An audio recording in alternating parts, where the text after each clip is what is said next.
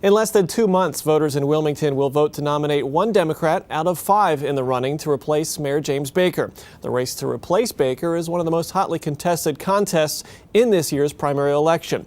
As part of our Decision Wilmington series, last week we talked with Dennis P. Williams. This week we welcome City Councilman Kelley to First. Thanks so much for joining us. Good morning. It's a pleasure to be here. You've been on City Council 20 years now and now running for the top spot in the city. Give us sort of your 30-second campaign pitch. Why are you the best candidate? Well, I'm running for Wilmington, for Mayor of Wilmington, because the city needs a visible, effective leader. Someone who's going to restore our neighborhoods back to be a safe and prosperous place to live and work. Right now, the violence that's gripping the city is unacceptable. And we need a mayor who's going to come in with some fiscal background, some government background, and some very good knowledge about how communities work to bring the city together. Obviously, you mentioned violence, and certainly that's been a big topic, not only this summer, but going on for years past. Is it a handful of bad characters in the city that are responsible for increasing violence, or is it something more systemic? It's probably a combination of everything. It's some folks who are just wanting to will their way on people who want to live a good life. And there's a lot of systemic issues that goes on. But what you really have to look at, the violence that's occurring in this city is occurring in certain neighborhoods. It happened last night in West Center City with a homicide. It's Southbridge, it's Hedgeville, it's Hilltop, it's Northeast, and around the old 9th Ward. That's the areas where you have. So under my plan, the 3 C's, you'd have crime suppression, community mobilization, and community authority. We would go into those areas where there's a lot of crime that's occurring, try and work with the nonprofit agencies and make sure there's some opportunity for young people to get off the streets. We have to use technology. We have to use a thing called CompStat. Let's report how crime is occurring and let individuals in neighborhoods know where it's at. Use the social media, use the TV station that we have. But go into those neighborhoods and really track who's causing the problems, and unfortunately you're going to have to arrest some of those individuals. We also need to mobilize the nonprofits and the church groups. They need to know what their role is in the city. Let's bring back some youth intervention workers so they can go in neighborhoods and interact with young people and find out really what's going on.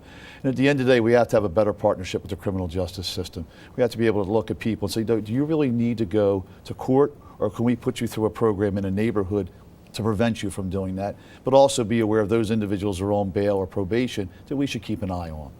We've heard from Mayor Baker saying, in effect, not an exact quote, but that if somebody is out there with a gun and wants to shoot somebody, there's not really anything you can do to stop that. Is leadership an issue in this election? Leadership is key. Right now, we don't have leaders. We have a lot of people who think that they make up decisions that they think are in the best interest of the city, but we currently do not have leadership from the administration, nor have we had it over the last 12 years. I'm a person who's out day in and day out trying to listen to people and understand their needs. But you're right. If somebody really wants to shoot somebody, they're going to. But when you create an environment where that's going to be very difficult to do, that's what we need to do in the city. Just like last night, we have to change that where some individuals feel that at 10 o'clock at night they can begin shooting on a street and kill someone. We're up to almost 19 homicides, which is unacceptable. Chief Zerba has taken a lot of fire because of all of this. Would a mayor, Kelley, replace the police chief? You have to replace the chief of police as well as many cabinet positions in the city of Wilmington right now. You have to come in with a new vision. All new mayors come in with their police chief. So the unfortunate part, what you have is the chief and 2 inspectors that you can replace.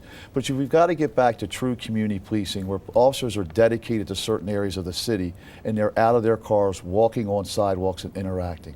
It's been proven in Washington, Baltimore, and other cities where police are out in neighborhoods interacting with people. Crime is reduced and we're not arresting as many people. You've been in City Council 20 years. You were there for the boom times, the sort of MBNA-led growth times for downtown and for other areas in the city.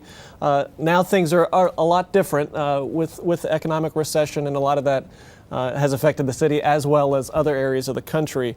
What's your take on the current state of the economy in Wilmington? Well, the economy of Wilmington is reflective of the national economy. We're struggling to create jobs. The downtown, the credit card industry, which is so big. I remember when we came on council, excuse me, there was the hole in the ground where MBNA is now. Well, MBNA has left, so we're downsizing. But what we've got to be able to do is make the city safe, work with the state to be strategic in how we're doing investments. Let's look at East 7th Street, 12th Street, and see what we can do to create some jobs. We also have to realize we have to help people coming out of prison, people who really don't have good education backgrounds to be able to have jobs. We have to also look at our education system, because right now we're not producing young people in this city who are able to fulfill jobs that are available. How would you deal with the declining revenue base? The budget process has sort of gotten uglier and uglier over the last several years. How do you deal with the economy causing lower revenues for the city? Listen, one thing that I do very well is budgets. I've been doing budgets for over 25 years with the Department of Health and Social Services. I have a bachelor's degree in accounting. That's the easiest thing to tackle. There's a lot of programs that have been going on in the city for some time. You need to reevaluate them. You need to look at some of the vacant positions. Do we still need to have them? And in addition, you need to try and grow that revenue base with more businesses coming to the city, especially smaller ones, since they attract 2 out of every 3 jobs that are created. You mentioned programs like arts events and jazz festival and things like that the city spends money on, or well, there's a lot. Things? I think you need to really evaluate all the programs that we do. We need to look at low-hanging fruit, consultants, temporary salaries, take-home cars, cell phones, things like that. We also need to consolidate city departments. I would propose consolidating license and inspections, real estate and housing, and planning to create an Office of Neighborhood Development and Enforcement. We have 1,100 employees. We cannot sustain that, so over time we have to shrink that.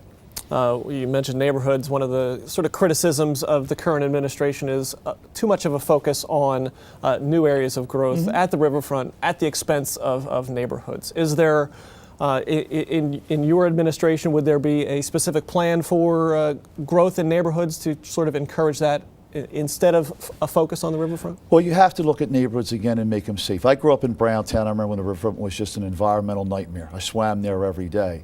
But right now it's difficult for people to go to the riverfront when you're scared to drive down Maryland Avenue for Browntown and Hedgeville. We've got to connect everyone together. As I said, there's no Browntown and no downtown. Let's work together how we can connect the riverfront, the downtown, and the neighborhoods, because the neighborhoods are the core of our city. The mayor certainly has his style, and any sort of leader will have their own style. But over the past couple of years, I guess last year especially, there was a lot of sort of an adversarial relationship between the administration and city council. What should that relationship be like? Listen, I've been called the mini mayor. I've challenged the mayor for years. I challenge people who I think are not doing the right thing, and I'll continue to do that. But what the next mayor has to be is somebody who's going to listen to people and understand that people have differences of opinion. And with city council, you have to be able to work together. What we do behind closed doors sometimes, maybe not what the public wants to see, but on a united front, we have to be able to work together. I've been on council for 20 years. Theo Gregory is going to be the council president. He's unchallenged for now, maybe a Republican, but I think he'll win. I have those relationships with council, but the mayor has to be visible and a leader and understand that he is the chief executive of the city of Wilmington, and as the city of Wilmington goes, so goes the state of Delaware. And one of your opponents, Mr. Montgomery, has sort of taken a criticism of you for being sort of the voice of opposition on council. Well, Mr. Montgomery stated the other night, he called me a contrarian, and the definition of a contrarian is somebody who's always against everything that's proposed. Well, just to let him know, 8 of the last 12 budgets I voted for, and I voted for the last 4. But Kevin Kelley is always going to question when things do not appear correct. Remember, I represent the people. They put me in office, and for 20 years, I think I did a pretty good job of representing their interest. And when the mayor and the administration isn't doing what I think is in their best interest, I'm going to challenge it. But I do it in a respectful way. There's been a number of arts and cultural events that the city's been involved in as far as funding support for the Christmas Parade, Jazz Festival. Is that something that needs to be re-looked at, or does the city still need to be supporting those types of events? We need to look at those events, but really look at the end of the day, do we have the money to sustain the overtime police and things like that? Do we look for more corporate sponsorship? Do we shrink the parades? Listen, I go to St. Patrick's Parade every year. If it's an issue of shrinking that parade down and maybe using less resources, we need to take a look at that, or coming up with some private donations. We can't expect taxpayers to pay more in taxes when we have some things that people think are kind of frivolous and that we could cut. The campaign has been going on for some time now. We were talking earlier. It's coming to a close. You've been on city council for a long time, been involved. Is there something over the past months and months of campaigning that you've learned about the city from getting out and talking with people that sort of maybe change your perspective or you get a new appreciation for? I learned from people that people are living in fear, that they're concerned with the city. I had a meeting at a park one night and a lady came up, she said, Kelley, I'm afraid it's going to be a summer of fear. And she's almost correct with what we have happen. But I also see people who have some hope in them and want somebody to appreciate them. I think the most underutilized asset in this city are its residents, and the current administration has not engaged them. And Kevin Kelley's a person, you know, that's been out there all the time listening to them. I don't care if you're from Browntown, the Bucket, wherever you're from, I'm going to listen to you. But we've got to get them out. That's what I'm finding. And the three key issues are public safety, programs for young people, and jobs. And finally, confidence level heading into the primary and beyond? Listen, I'm doing the same that I've been doing all along. I'm out knocking on doors, letting people know what I'm doing. People know Kevin Kelley. I'm the person who's got a financial background. I have the government experience. I have the community experience. And at the end of the day, one thing I have that a lot of people are trying to chase after is charisma. I have the ability to sit down and talk to you and make you laugh and understand that I care about you, and I'm going to make this city the greatest that it can be. And Kevin Kelley, Democratic candidate for mayor, thank you so much for being with us.